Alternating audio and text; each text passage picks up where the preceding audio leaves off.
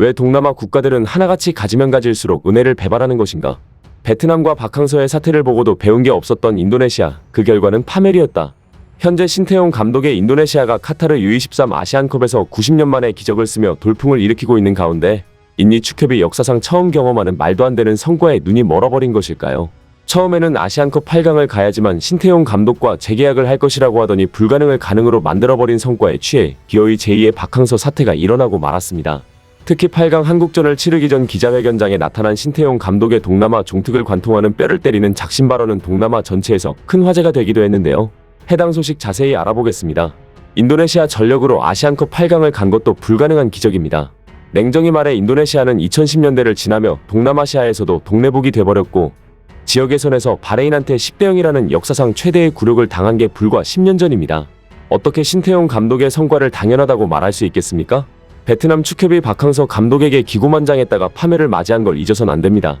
현재 신태용 감독의 재계약이 누구도 예상치 못한 방향으로 흘러가고 있습니다. 자랑스러운 한국인 신태용 감독은 동남아에서도 약체로 손꼽히는 인도네시아를 이끌고 연신 이변을 만들어내며 동남아 전체에 센세이션을 일으키고 있는데요. 1차전에서 홈팀 카타르에게 패배했을 때만 해도 모두가 호주와 요르단을 꺾고 8강에 진출하는 것은 불가능이라고 말했지만 왜 우리가 질 것이라고 생각하는가라며 호통을 쳤던 신태용 감독은 결국 본인의 능력을 증명하며 인니의 신으로 등극했습니다. 심지어 인도네시아 대통령까지 나서 신태용 감독에게 감사의 뜻을 전했습니다. 축구는 국민들을 하나로 통합시키는 강한 힘을 가진 스포츠입니다. 우리 인도네시아 국민들이 거리로 뛰쳐나와 하나가 된 모습을 보는 것은 저희 소원이나 다름없었는데 그 찬란한 소원을 신태용 감독이 이루어 주었습니다. 신태용 감독에게 진심으로 감사하다는 말씀을 드립니다. 그도 그럴 것이 3억 인도네시아 축구팬들 뿐만 아니라 인도네시아 국가대표 선수들마저 아시아 최강 중 하나로 평가받는 호주와 중동의 다크호스인 요르단을 상대로 자신감이 없는 모습을 보였고 오직 신태용 감독만이 포기하지 않은 모습을 보였었는데요. 신태용 감독은 호주와 경기를 치르기 전 선수단에게 축구에서 불가능이란 건 없다. 어떤 일이든 일어날 수 있다. 우리는 호주의 절대적인 피지컬 열세에 놓여있다. 그들은 좋은 신체 조건으로 우리를 압박하고 또 압박할 것이다. 그러나 우리는 그 어느 나라보다 강인한 정신력이 있다. 내가 처음 여러분을 만났을 때 45분을 뛰는 것조차 힘들어했는데 지금은 90분 다리에 쥐날 때까지 뛰지 않는가. 여러분은 피치 위에서 이기고자 하는 강한 열망이 생겼다.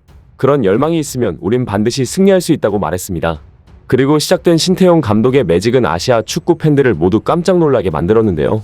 선수단에게 강력한 위닝 멘탈리티를 심어줄 뿐만 아니라 누구도 예상 못한 변칙 전술로 호주를 1대 0으로 제압하는 대이변을 만들어낸 데 이어 3차전 요르단과의 경기에서 무려 4골을 폭발시키는 화력까지 보이며 인니 축구 역사상 첫 8강 진출이라는 이변을 만들어낸 것.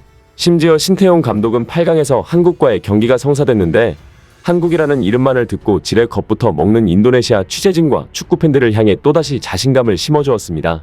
저는 아직 세계를 놀라게 만들 자신이 있습니다.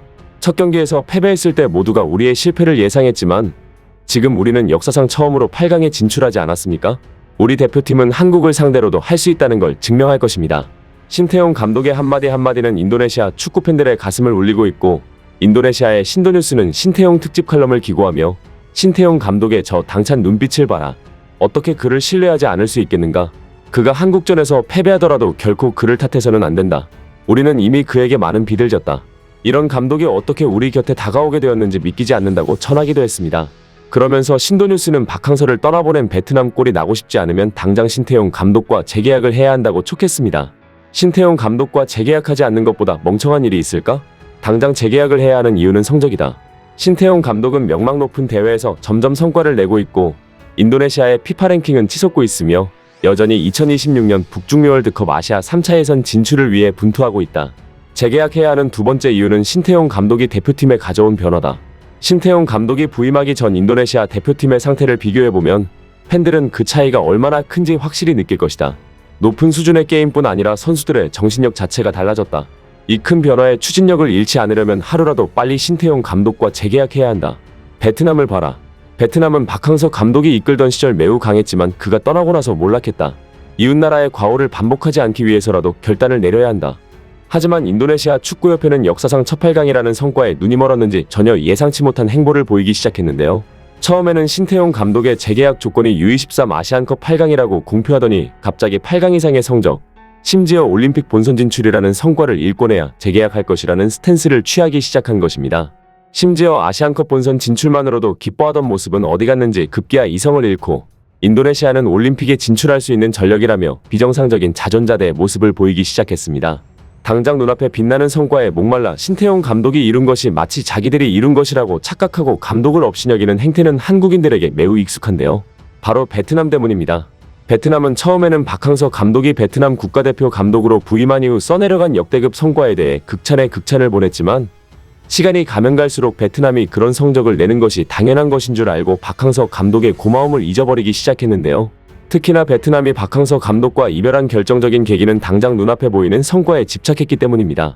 몇십 년 수십 년 동안 우승을 못하던 나라가 갑자기 우승을 하고 월드컵 예선에 진출하기 시작하니 대가리가 커져서 조금만 성적이 안 나와도 초조해하고 박항서 감독의 전술 역량은 끝이 보이는 게 아닌가라며 의심하고 질책하기 시작한 것이죠.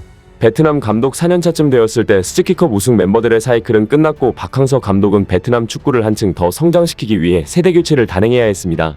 또한 기존 신드롬을 일으켰던 전술에서도 변화를 주기 시작했습니다. 하지만 박항서 감독은 그러면서도 당연히 당장 눈앞에 놓여있던 대회도 포기하지 않았습니다. 세대 교체를 단행하는 시점에서도 지역대회에서 훌륭한 성과를 냈고 월드컵 최종 예선에서 역사적인 첫 승리를 거두기도 했습니다.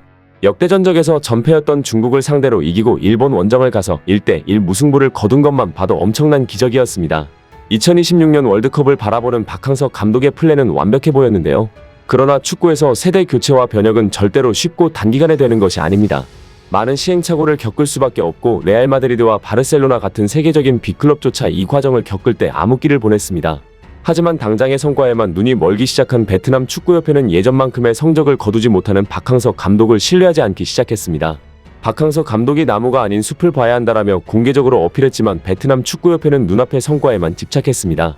박항서 감독은 자신에게 쏟아지는 비난과 비판은 겸허히 수용했지만 선수들과 코치진들에게까지 비난이 쏟아졌을 때 폭발하고 말았는데요. 베트남 축구협회와 축구계 인사들이 박항서 감독을 신뢰하지 않는 것처럼 박항서 감독 역시 베트남 축구협회를 신뢰하지 않았고 내 전술을 비난하는 건 당신들이 할 일이 아니다라는 이례적으로 강한 발언까지 하기도 했습니다. 결국 갈등이 지속되고 결국 상호합의 하에 재계약을 하지 않겠다는 결론에 다다랐는데요. 자신들이 당연히 우승해야 되는 국가인 것처럼 행세한 베트남은 박항서 감독의 진짜 가치와 큰 그림을 알아보지 못했고 결국 스스로 몰락하는 우스운 꼴이 되고 말았습니다. 그리고 현재 똑같은 모습을 보이고 있는 게 바로 인도네시아 축구협회인데요. 당초 아시안컵 본선만 진출해도 역대급 성과였는데 신태용 감독이 역사를 갈아치우고 대통령까지 열광하기 시작하자 인도네시아 축구협회는 말도 안 되는 방식으로 신태용 감독에게 더 좋은 성적을 내라고 압박하기 시작했습니다. 심지어 인도네시아 매체 더 자이에 의하면 축구협회 고위임원 회의에서 인도네시아의 올림픽 본선 진출이 신태용 감독 재계약 조건이라는 의견이 수용되었다는 어처구니 없는 사실도 전해졌는데요. 한국전 직전 인도네시아 기자들과 기자회견을 가진 신태용 감독은 재계약에 대한 질문이 나오자이니 축구협회를 겨냥한 듯 한국전이 마지막 경기가 될 수도 있다는 걸 인지하고 있습니다. 감독과 코칭 스태프 선수단이 이룬 것을 기관에서 폄하해서는 안 됩니다. 그리고 착각해서도 안 됩니다. 인도네시아는 2010년대에 들어 축구 불모지였고 이제서야 다시 수면 위로 서서히 떠오르고 있을 뿐입니다. 오판하면 안 됩니다. 대회에 무게감을 잇는 순간 발전은 없어집니다고 말했는데요. 과연 인도네시아가 베트남과 다른 길을 걸을 수 있을까요? 여러분의 의견 남겨주시면 감사하겠습니다. 끝까지 시청해주신 여러분 진심으로 감사드리며 구독과 좋아요는 영상 제작에 큰 힘이 됩니다.